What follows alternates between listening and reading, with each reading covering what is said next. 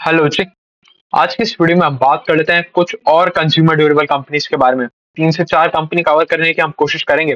But हम सबसे पहले स्टार्ट कर लेते हैं एक ऐसी कंपनी से जो सिंगल प्रोडक्ट बनाती है, एक ही प्रोडक्ट बना के बेचने का काम करती है। कंपनी का नाम है सिम्फनी। और अगर हम शुरुआत करें कंपनी के मार्केट कैप के साथ, तो लगभग 9,500 करोड़ रुपए के आसपास कंपनी का मार्केट कैप है। अब देखो, पहले तो चीज समझते हैं, ऐसी हमें बहुत कम कंपनी देखने को मिलेंगी जो सिर्फ एक प्रोडक्ट बनाने में स्पेशलाइजेशन रखती हो। कि भाई अगर अगर ये जैसे सिम्फनी के बारे में बात करें, तो ये सिर्फ और सिर्फ एयर कूलर बनाने का काम करते हैं, सिर्फ कूलर बनाएंगे। हाँ, वो अलग अलग तरीके के कूलर हो सकते हैं। वो आपका थोड़ा डक्टिंग टाइप में कूलर हो सकता है, वो आपका थोड़ा सा डेजर्ट कूलर टाइप में हो सकता है, फिर आपका थोड़ा डायरेक्ट कंज्यूमर सेंट्रिक थोड़े बहुत कूलर हो सकते हैं। बट मोटा मोटी कूलर बनाने का ये कंपनी काम कर रही है। तो जब आप एक प्रोडक्ट में काम करते हो, तो आप थोड़ा सा ज्यादा सीजनल प्रोडक्ट की तरफ चले जाते हो। और ये तो बहुत ही ज्यादा सीजनल प्रोडक्ट की तरफ चले गए। तो देखो, कूलर का डिमांड रहेगा गर्मी में, तो जितनी ज्यादा गर्मी पड़ेगी उतना ज्यादा आपका कूलर का सेल्स आएगा। और वो उसी क्वार्टर में आएगा, वो उन्हीं 3 4 5 महीनों में आएगा, वो पूरे साल सेक्युलर ग्रोथ कंपनी नहीं है। तो आप ये नहीं कह सकते कि मैं हमारा जो पूरे चारों क्वार्टर हैं, चारों क्वार्टर में 25-25% ऑफ द सेल आ रहा है। कि जो आपका जनवरी वाला क्वार्टर है, और अगर हम बात करें आपका क्वार्टर 1, मतलब जो मार्च के बाद अप्रैल वाला जो क्वार्टर आ रहा है, वो आपका सेम रेवेन्यू लेके आएंगे। ऐसा बिल्कुल भी नहीं होने वाला। जिस क्वार्टर में गर्मी पड़ेगी, उस क्वार्टर में कूलर ज्यादा बिकेगा, उस क्वार्टर में ये लोग अच्छा रिजल्ट पोस्ट करेंगे।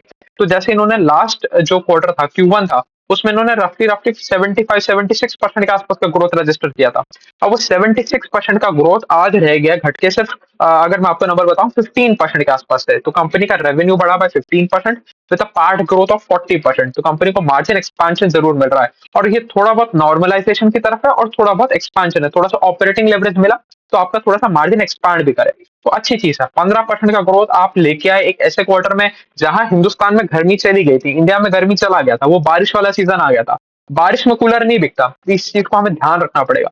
कूलर बिकेगा एकदम गर्मी, पीक गर्मी वाले सीजन में, वो जून जुलाई वाले सीजन में बिकेगा कूलर।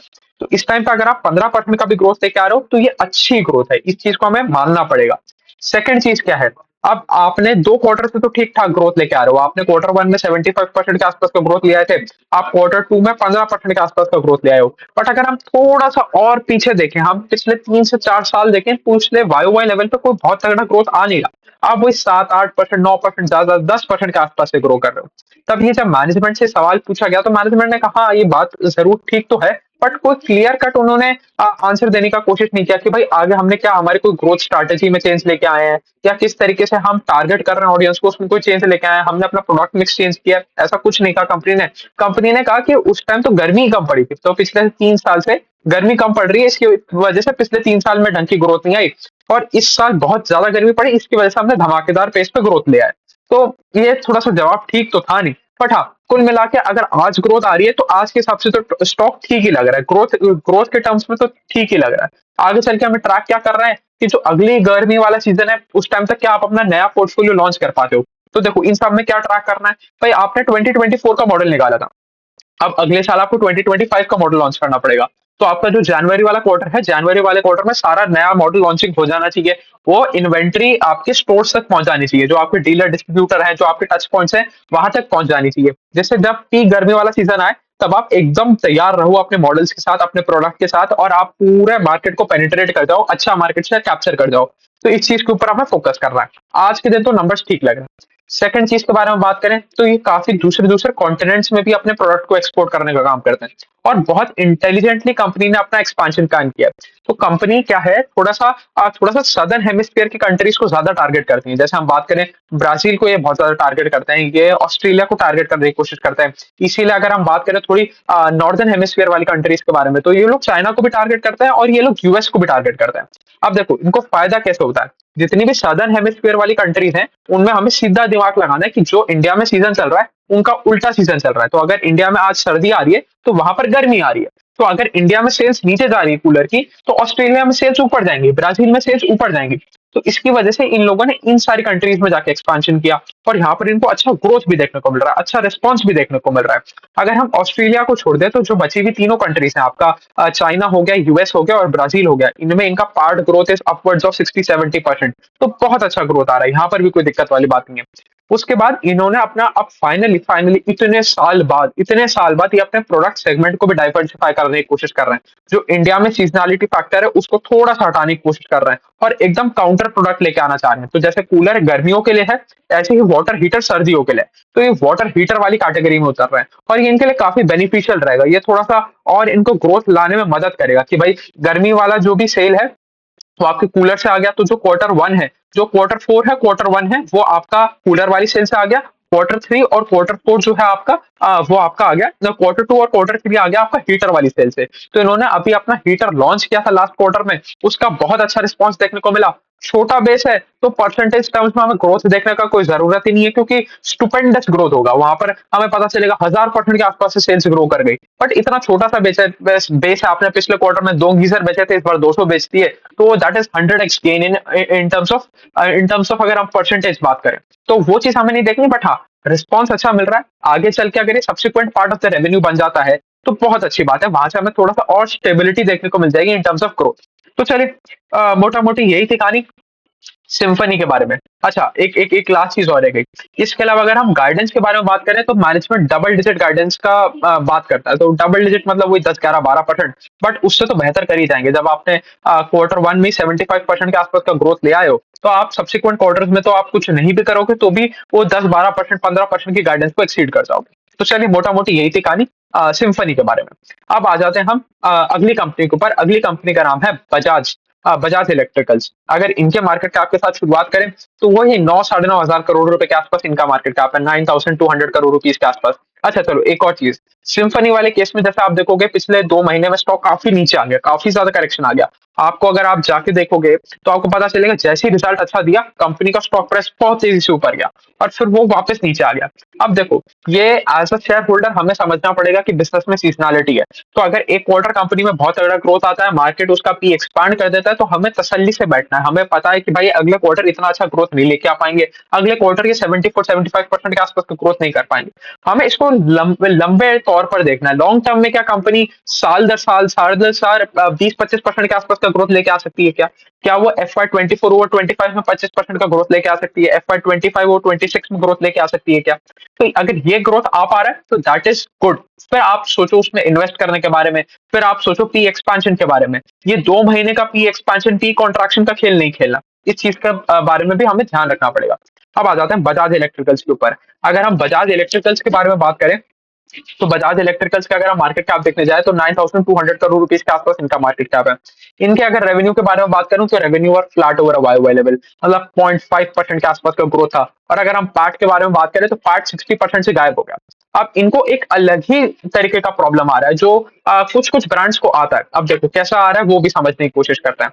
तो बजाज इलेक्ट्रिकल जो है वो अपने आप को एक वैल्यू फॉर मनी ब्रांड की तरह मार्केट करता है। तो अगर आप जाके बजाज का प्रोडक्ट लेने जा रहे हो ना तो आप सोच रहे हो कि उसमें आपको बेस्ट क्वालिटी मिलेगी, बेस्ट स्पेसिफिकेशन मिलेंगे फॉर द लोएस्ट प्राइस।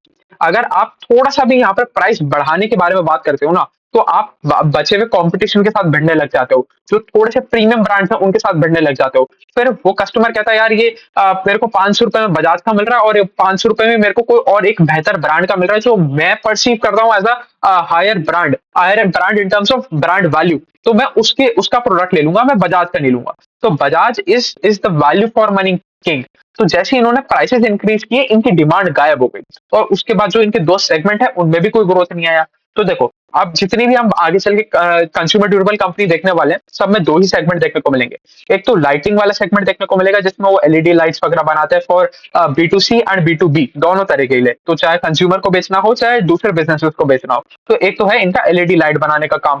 दूसरा इनका अप्लायंसेस वाला काम, जैसे बजाज की आपने देखी होगी आयरन आती है, या फिर आपने देखा होगा केटल आती है, या फिर आपने देखा होगा और दूसरी इलेक्ट्रॉनिक अप्लायंसेस आती है, पंखे आते हैं, कूलर आते हैं, ये सारी चीजें आते हैं। तो ये अदर अप्लायंसेस में।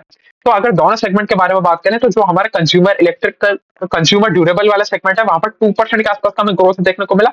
और अगर हम बात करें आपके लाइटिंग वाले डिवीजन की तो लाइटिंग वाले डिवीजन में हमें डी ग्रोथ देखने को मिला। तो बिल्कुल ही बैंड बच गया। और अगर थोड़ा-सा रेवेन्यू शेयर के बारे में बात करें तो 78% of the revenue comes from the electrical consumer durable वाला सेगमेंट, और जो रिमेनिंग 22% है वो आता है हमारा लाइटिंग वाले सेगमेंट में से। तो जैसा हमने पहले भी जो हमने कंज्यूमर ड्यूरेबल कंपनी करी थी उसमें देखा था कि भाई लाइटिंग वाले सेगमेंट की तो बिल्कुल ही ऐसी तैसी हुई है, क्योंकि हाईली कमोडिटाइज्ड प्रोडक्ट है। अगर आप अपने घर में एक ट्यूबलाइट लेके आ रहे हो और एक ट्यूबलाइट में आपको सपोज दुकान में गए, आपके पास 4 ऑप्शन है, या चलो 2 ऑप्शन है। 2 ऑप्शन में एक बजाज का ट्यूबलाइट है, 3 साल की वारंटी, ₹100 कॉस्ट, और दूसरी तरफ आपके पास एक एक किसी दूसरी ब्रांड का, चलो फिलिप्स का ट्यूबलाइट है, ₹80 प्राइस, 3 साल की वारंटी। तो आप फिलिप्स का उठा के लेके आओगे, आपको कोई बजाज से कोई प्रेम नहीं है, आपको कोई बजाज की कोई बहुत ज्यादा ब्रांड वैल्यू की फिक्र नहीं है, आपको कोई ज्यादा दिमाग नहीं लगाना, आप जो सस्ती होगी वो उठा के लगाओगे, काम खत्म हो गया। वहां पर बजाज अपना ब्रांडिंग पुश नहीं कर सकता कि यार बजाज की ट्यूबलाइट लेके आए हैं, कोई नहीं देखने वाला ट्यूबलाइट का कौन सा ब्रांड है। तो जब आप हाईली कमोडिटाइज्ड मार्केट में डील कर रहे होते हो ना, तो आपको मार्जिन कंपरेशन का सामना करना पड़ता है, आपको प्राइस वॉर लड़नी पड़ती है, आपको भाव के ऊपर खेलना पड़ता है।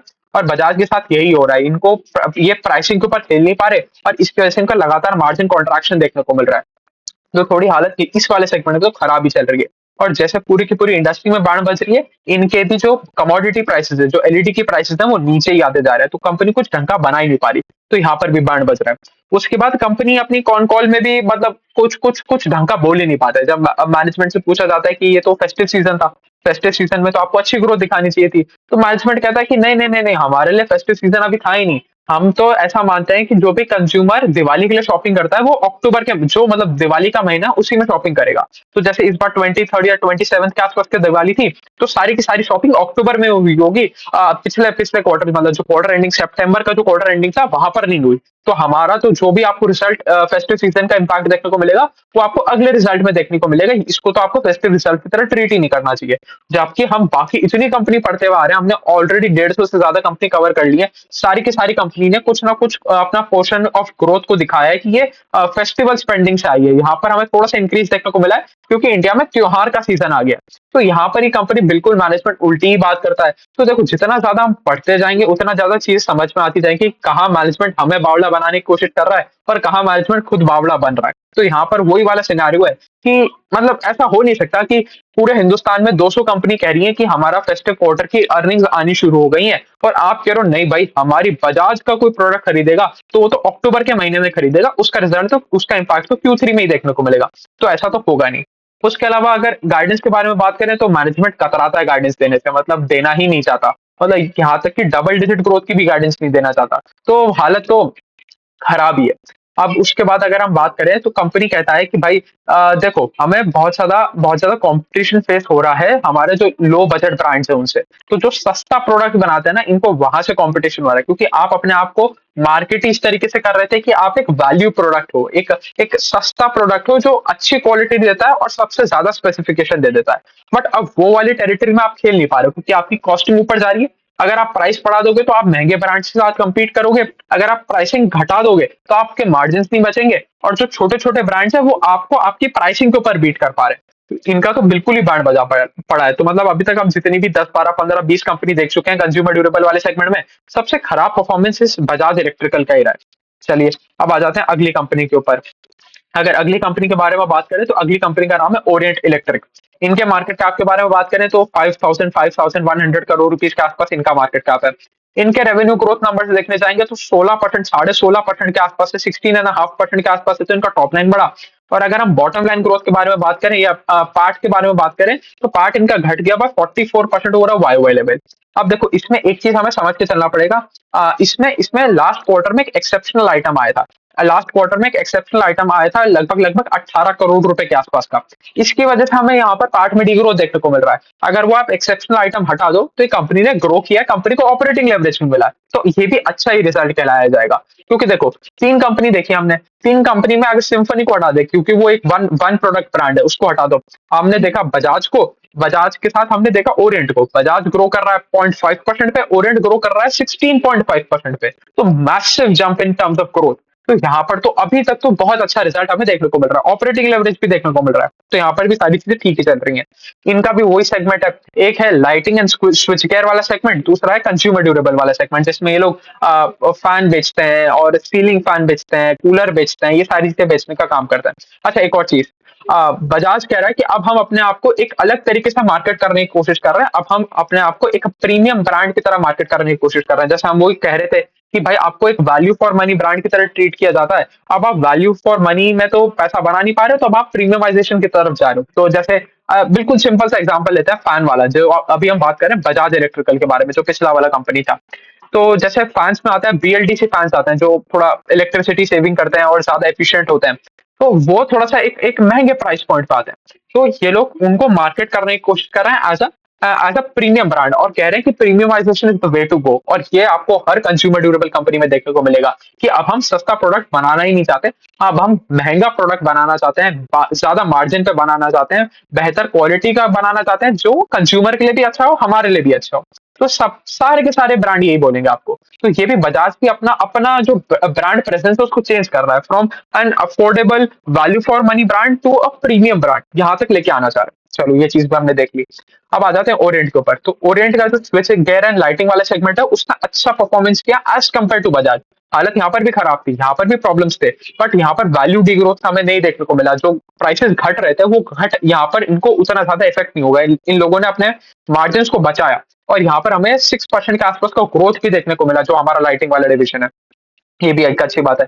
उसके अलावा अगर हम बात करें हमारे कंज्यूमर ड्यूरेबल वाले सेगमेंट के बारे में, तो कंज्यूमर ड्यूरेबल वाला सेगमेंट यहाँ पर हमें 21% के आसपास से ग्रो करता हुआ देखने को मिला। तो और भी अच्छी बात है, मतलब जो पूरी इंडस्ट्री का जो एक सेगमेंट खराब चल रहा है, आपने उसमें अपने लॉसेस को कंटेन किया। आपने उसमें जो अपने आप को फटका लगना था, जो प्रॉब्लम आनी थी, उसको आपने कंटेन किया। और जो अच्छा सेगमेंट है, जो कंज्यूमर ड्यूरेबल वाला अप्लायंसेस वाला सेगमेंट है, उसमें आप बहुत अच्छा ग्रोथ लेके आए। तो यही हम एक कंपनी से चाहते हैं, और यहाँ पर हमें वो चीज आते हुए भी देखने को मिल रही है। तो ये भी एक अच्छी चीज है। ये भी कहानी वही बनाते हैं कि भाई हम प्रीमियमाइजेशन की तरफ जाना चाह रहे हैं। और अभी तो ये तो एक काफी नेसेंट स्टेज पे है। जैसे बजाज के बारे में बात करें तो पूरा फैला हुआ है, उनका रूरल इंडिया में भी काफी अच्छा प्रेजेंस है, पैन इंडिया प्रेजेंस है। ये ऐसा नहीं है, ये अभी अभी नई नई ज्योग्राफीज में जाएंगे, वहां एक्सपांड करेंगे, वहां पर अपना नेटवर्क बनाएंगे। तो इनके पास अभी नेटवर्क एक्सपेंशन का भी स्कोप है। तो मतलब आप एक नई ज्योग्राफी में चले गए तो आपको वहां की ग्रोथ तो सीधा सीधा ही मिल जाएगी, और एक्जिस्टिंग ज्योग्राफी में भी आप जो एडिशनल ग्रोथ लेके आओगे वो एडिशनल है। तो यहाँ पर थोड़े से ग्रोथ प्रोस्पेक्ट्स हमें अच्छे लग रहे हैं यहाँ पर, इसीलिए हमें थोड़ा सा ग्रोथ ज्यादा भी देखने को मिल रहा है। चलो ये भी हो गया, ओरेंट की भी बारे में बात कर ली। और अब हम चौथी और आखिरी कंपनी के बारे में बात कर लेते हैं। कंपनी का नाम है क्रॉम्पटन ग्रीव्स। ये भी वही कंज्यूमर ड्यूरेबल कंपनी है। इनके मार्केट कैप के बारे में बात करें तो 26,000 करोड़ रुपीज के आसपास इनका मार्केट कैप है।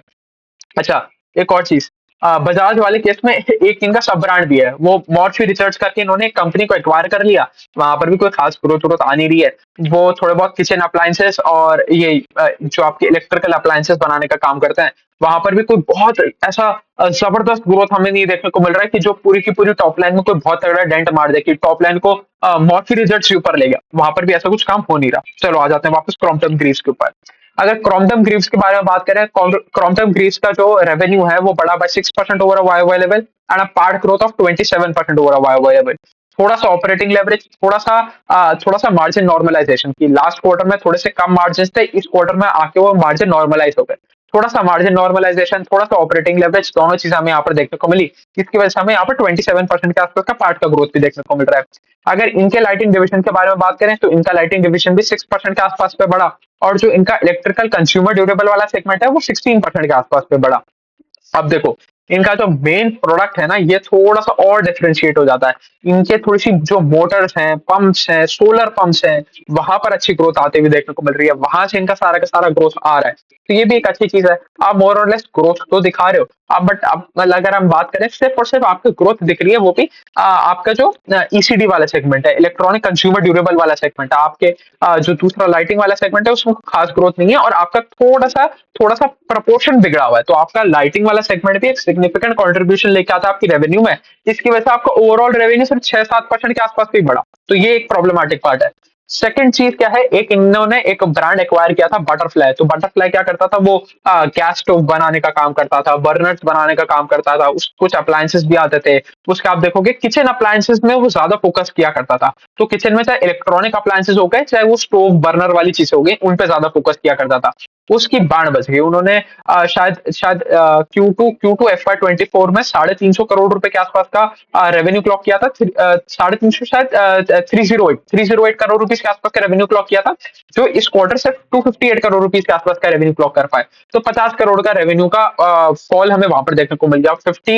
50 करोड़ का वहां पर रेवेन्यू डिग्रोथ देखने को मिल गया, तो वहां से प्रॉब्लम आया। इसलिए कंसोलिडेटेड लेवल पे इनका रिजल्ट हमें खराब देखने को मिला। अगर स्टैंड अलोन बेसिस पे बात करें तो इन्होंने भी 11-12% के आसपास का ग्रोथ दिखाया, बट हमें एंड ऑफ द डे देखना तो कंसोलिडेट ही है, तो वहां पर कुछ कुछ खास हुआ नहीं। जो आपकी सब्सिडरी है वो आपको थोड़ा सा ले डूब रही है, वो थोड़ा सा आपको पीछे कर रही है इन टर्म्स ऑफ ग्रोथ।